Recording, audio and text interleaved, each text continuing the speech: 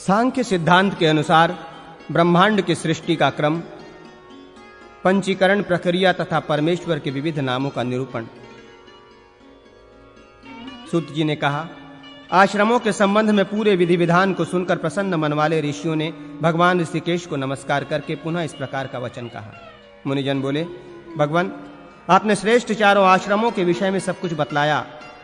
अब इस समय हमें ये सुनने की इच्छा है कि इस जगत की सृष्टि कैसे होती है।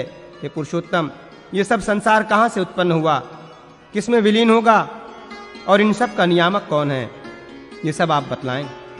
ऋषियों का वचन सुनकर कुर्म रूप धारण करने वाले तथा सभी भूत प्राणियों के उत्पत्ति और विनाशक के स्थान भगवान नारायण गंभीर वाणी में बोले। श्री कुर्म ने कहा, सर्वत्र चारों ओर मुख वाले महेश्वर प्रकृति से पर, अव्यक्त, चतुर्व्यूह, सनातन, अनंत, अप्रमेय तथा समस्त जगत के नियंता हैं। तत्वचिंतक जिसे प्रधान और प्रकृति कहते हैं और जो सत असत रूप है वही अव्यक्त नित्य कारण है। गंध वर्ण और रस से हीन, शब्द स्पर्श से रहित, अजर, ध्रुव, अक्षय्य, सभी कभी नाश न होने वाला, नित्य, अपने आत्मा में स्थित संसार का बीज रूप, महाभूत, सनातन, परम ब्रह्म, सभी प्राणियों की मूर्ति रूप, आत्मा से अधिष्ठित, महतत्व, अनादि अनंत अजन्मा सूक्ष्म, त्रिगुण, उत्पत्ति और प्रलय का स्थान, शाश्वत तथा अविज्ञेय ब्रह्म ही आदि में विद्यमान था। उस समय गुणों की साम्यावस्था रूप उस पुरुष के आत्मस्वरूप में स्थित होने पर जब तक विश्व की सृष्टि नहीं हो जाती, प्राकृत प्रलय का समय जानना चाहिए। ये ब्रह्मा की रात्रि कही गई है और सृष्टि को ब्रह्मा का दिन कहा गया है। वास्तव में उसका न दिन होता है और न रात होती है। आदि से रहित वो जगत का आदि कारण, सर्वभूतमय, अव्यक्त, अंतर्यामी, परात्पर ईश्वर रात्रि व्यतीत कर होने पर जागृत हुआ। परमेश्वर महेश्वर ने प्रकृति एवं पुरुष में शीघ्र ही प्रविष्ट होकर परम योग के द्वारा उनमें शोभ गति उत्पन्न किया।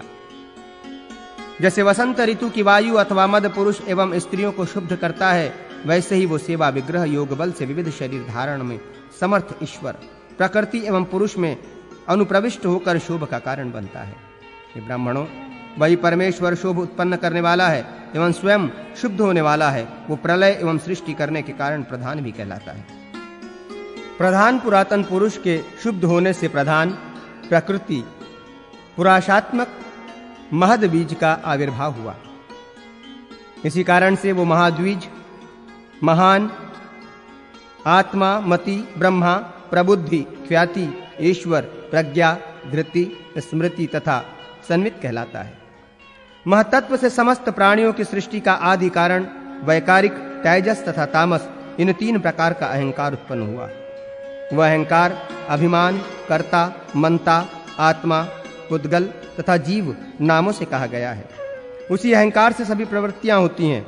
अहंकार से 5 महाभूत पृथ्वी, जल, तेज, वायु तथा आकाश, 5 तन्मात्राएं, शब्द, स्पर्श, रूप, रस तथा गंध, सभी इंद्रियां तथा उन इंद्रियों के अधिष्ठात्र देवता उत्पन्न हुए।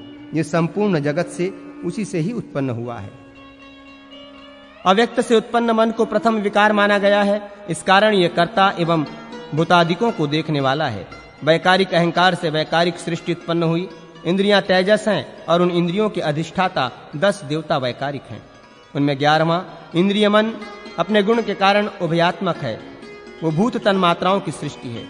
भूतादिकों से ही प्रजा उत्पन्न हुई। विकार प्राप्त भूतों ने शब्द तन्मात्राओं को उत्पन्न किया। उस शब्द तन्मात्रा से शब्द लक्षण वाले तथा अवकाश स्वरूप आकाश की उत्पत्ति हुई। वैकारिक आकाश ने स्पर्श तन्मात्रा को उत्पन्न किया। उससे वायु उत्पन्न हुआ और वायु का गुण स्पर्श कहा गया है। विकार प्राप्त वायु ने रूप तन्मात्रा को उत्पन्न किया। वायु से तेज उत्पन्न हुआ और इसका रूप गुण कहा जाता है।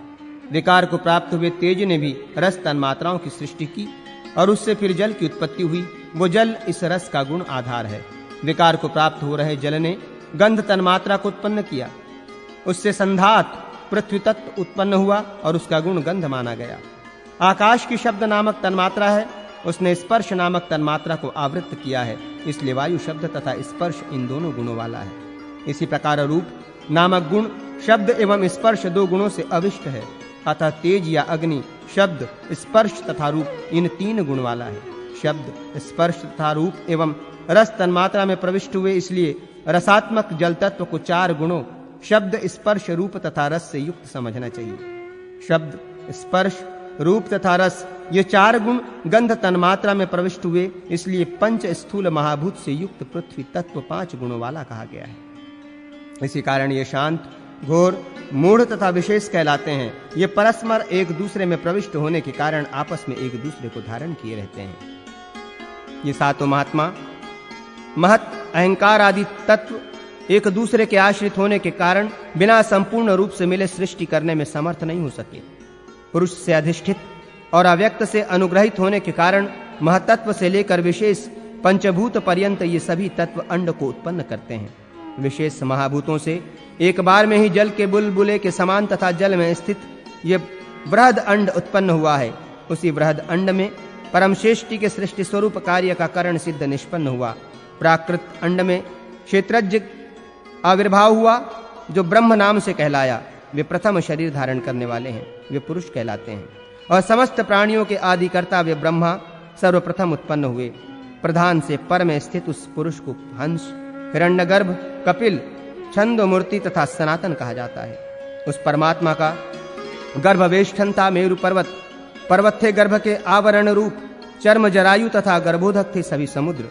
इस अंड में देवताओं, असुरों तथा मनुष्यों सहित संपूर्ण विश्व उत्पन्न हुआ तथा ग्रहों, नक्षत्रों सहित वायु, सूर्य एवं चंद्रमा भी उत्पन्न हुए। अंड ब्रह्मांड बाहर की ओर से अपने से 10 गुने अधिक जल से घिरा हुआ है तथा जल बाहर से अपने से 10 गुने अधिक तेज से आवृत है। तेज बाहर से अपने से 10 गुने अधिक वायु से आवृत है। इसी प्रकार वायु आकाश से आवृत है और आकाश भूतादि अर्थात अहंकार से घिरा हुआ है। जैसे अहंकार महतत्व से आवृत है, वैसे ही महतत्व अव्यक्त से आवृत है। ये लोग सर्वतत्वाभिमानी महान स्वरूप वाले हैं। उन लोकों में उन्हीं के आत्मरूप ऐश्वर्य संपन्न तथा योग धर्म से युक्त पुरुष निवास करते हैं तथा अन्य भी जो तत्व चिंतक हैं वे भी निवास करते हैं। वे सभी पुरुष सर्वज्ञ, शांत, रजोगुण वाले अर्थात सत्व संपन्न तथा नित्य ही अत्यंत प्रसन्न मन वाले हैं। ब्रह्मांड इन्हीं प्राकृत 7 आवरणों से आवृत है। ब्राह्मणों, इस विषय में केवल इतना ही कहा जा सकता है कि ये माया बहुत ही गहन है। बीज रूप से मैंने जिसका वर्णन किया वो सब प्रधान अर्थात प्रकृति का कार्य व्यापार है। वो प्रकृति या माया अन्य और कोई नहीं, प्रजापति की ही परामूर्ति है, ऐसा वेदों का अभिमत है। 7 लोकों के जल से युक्त ये संपूर्ण ब्रह्मांड उन परम सृष्टि देव का दूसरा शरीर है। वेदों के अर्थ को ठीक ठीक जानने वाले बतलाते हैं कि सोने के समान वर्ण वाले पीत अंड से प्रादुर्भूत हिरण्यगर्भ भगवान ब्रह्म भगवान के तीसरे रूप शरीर हैं। उन्हें धीमान का जो रजोगुण युक्त अन्य रूप है वे ही चतुर्मुख भगवान ब्रह्म हैं तथा संसार की सृष्टि करते हैं। स्वयं विशेश्वर विश्वतोमुख विश्वात्मा भगवान विष्णु सत्वगुण का आश्रय ग्रहण कर उत्पन्न हुए एवं संपूर्ण संसार का पालन पोषण किया।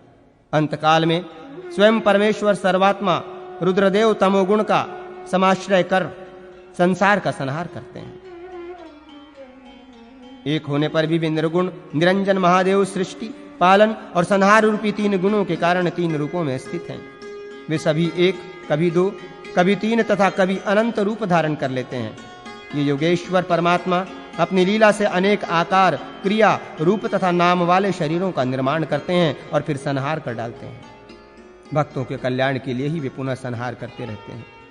अपने को 3 रूपों में विभक्त कर 3 कालों में प्रवृत्त होते हैं। इस प्रकार वे विशेष रूप से सृष्टि, संहार और पालन का कार्य करते हैं। क्योंकि वे स्वयं ही प्रजा की सृष्टि करते हैं, उसका पालन करते हैं और स्वयं उसका पुनः संहार करते हैं, इसलिए 3 कालों में सत्व, रज तथा तम रूप त्रिगुणात्मक होने से वे परमात्मा एक अद्वैत कहलाते हैं।